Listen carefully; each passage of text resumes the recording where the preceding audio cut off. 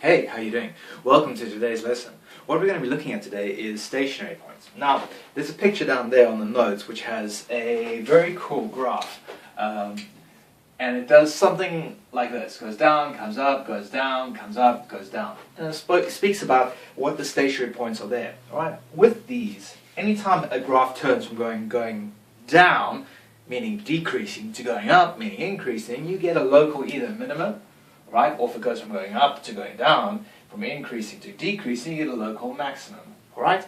And then also on there it talks about global min and global max and global min the other way around. Alright, so those are stationary points. You would have seen them when you've done quadratics, okay? The turning point of a quadratic is a stationary point, okay? Or when you're doing other things like trigonometric functions, okay? The top point of the sine curve, that's a stationary point. The thing that we're going to be looking at today is we're going to be looking at how to deal with stationary points, how to find them and investigate them to see what's happening in the actual curve that you're plotting, alright? So let's jump down to investigating stationary points, okay? Investigating stationary points. Okay. Now there's two methods to do this. There's the easy way, where we use a table. Okay, and that's what I'm going to be looking at. Then there's a slightly more advanced way where we use the second derivative, d2y by dx squared. Okay, I'm going to do that in a different video, just because I don't want to make this way too long. Okay, so let's look at the table method. Ah, got my blue pen. So here we go. This is the one, the table method. Table. Okay, so, and the way I'm going to do this is I'm going to look at using a example to illustrate what we're doing here. Okay, so it says find x values where the stationary points dy by dx equals 0. Okay, so I'm assuming the stationary points is where we have a top. I'm not talking about where it's coming to a point where dy by dx is undefined. Okay, that's very advanced. We'll get into that a little bit later. Okay, so stationary points. I said, e.g., find the stationary points. Find the stationary points for, and what have I got there? Y equals 4x cubed minus x to the power 4. Y equals 4x cubed minus x to the power 4. Awesome. Okay, so now what I'm going to be looking at is that. Stationary points, that means immediately that the derivative, I like to think of it as, it's when the gradient is 0, but I like to think of it as if you're on a roller coaster. So if you're imagining what I just had up here, you're coming down, you're getting to the bottom, you're almost still, then you're going up again, and you're getting to the top, and as you're getting to the top, that split second when you're at the top and you see the bottom coming up towards you, alright, that split second when you're still, and then you go, that's what I think of as a stationary point. Okay, alright, so well, first thing, let's differentiate this, okay? So we got y dash equals 12x squared minus 4x cubed. Awesome, okay. So my derivative of a quartic, the highest power is 4, is a cubic, highest power is 3. Alright, so now what we have to do is we have to solve where this equals 0, because stationary points, that's one of the definitions of stationary points. Not the only definition, but it is one of the definitions. Okay, so let's take a look at this. I'm going to make this equal to 0. Alright, first thing, it's got repeated values, so I can take out a common factor. So I'm going to take out a 4x squared, and what have I got left? I've got 3 minus x equals 0. Everyone with me? Okay, there we go.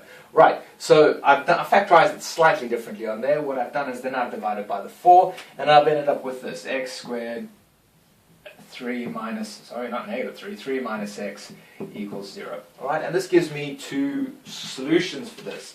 I get a repeated root, where I've got x, both x's equals 0 from this one, right? That'll make the whole thing 0. Or I've got here x equals positive 3. That'll make that whole thing 0. Everyone with me with that? Awesome. Okay, so there are those two. Now the thing is you need to find the coordinates, because when you're talking about a stationary point, right? It's a point, it's coordinates, it's the x and a y. So before I jump into the table, let's just find the corresponding coordinates where the derivative is 0 here and the derivative is 0 there. So all I'm going to do is I'm going to take this x and I'm going to plug it back into the original y function. Y equals 4 times 0 cubed minus 0 to the power of 4, which just gives me 0. So my one coordinate is 0, 0, 0, 0. Right? My other coordinate, plugging it back into here, I'm going to go y equals 4 times 3 cubed minus 3 to the power of 4. Alright? And I'm going to just cheat by looking at what I did there. 27. Okay. Alright, so my other coordinate is 327. Awesome. Okay. Right. 0, 0, 327. Now we're going to say, okay, well, what kind of points are there? Are there points of inflection, meaning it's coming up, flattening, that's carrying on up? Is it a minimum, meaning it's going down, flattening, coming up? Or is it a maximum, meaning it's going up, flattening, going down? Right, and that's where the table comes in. So let's just flip this around. And I'm going to quickly draw the table in here. And here's the table that we're looking at, okay? So I've got some kind of table like this. I'm going to look at what my x value is. I'm going to look at on different sides of each of my points. So I've got 0 is my one x coordinate. I'm going to left and right. Then I've got 3 is my other x coordinate. Oh, let's put it like this.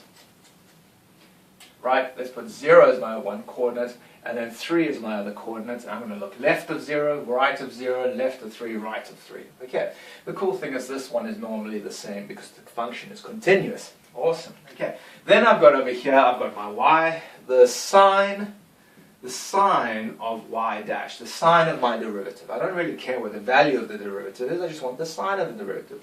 And then I translate that into my picture. Okay, what does it look like? Right. So first thing, well, let's just say, well, when x is 0, I know that the derivative is 0. When x is 3, I know the derivative is 0. Right? So those two I'm looking at. Now I've just got to choose what sign. Right? So what is my derivative? My derivative is, I'm just going to write it up here for reference, y dash equals 12x squared minus 4x cubed. Okay? Now, here's the thing. When I'm choosing things less than 0, so let's take a ridiculously big number, okay? It just makes your calculations easier, because you don't really need the number, you just need the sign, okay? Let's take negative 100, right? Negative 100 cubed is negative, what's that, 10,000, am I right? No. 100 times 100, 100,000, right? It doesn't matter. Negative 100 cubed is really big, much bigger than negative 100 squared, right? Then negative 100 cubed still times negative is positive, right? So this whole thing is dominated by the x cubed. That means that the whole thing on this side, when I'm taking left of 0, the whole thing is positive because the x cubed will dominate that whole thing. Anything less than 0, they'll become negative. Times a negative is a positive. That dominates. Boom, it's positive. All right. Then let's take right of 0. Well, let's take 1. 1's a very nice number to use. Okay, so I'm going to choose right of 0 and I'm going to choose 1. Okay?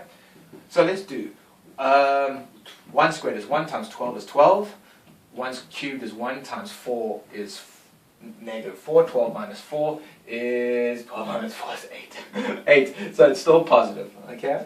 Now I'm going to take left of 3 and between 0. Well, left of 3, let's choose 1. Why not? We've just done it. Okay. So left of 3 is 1. All right. It's still bigger than 0 and it's left of 3. Well, if it's positive there, it's still positive there. All right. Now let's take bigger than 3. So let's choose something ridiculous like 100. Okay.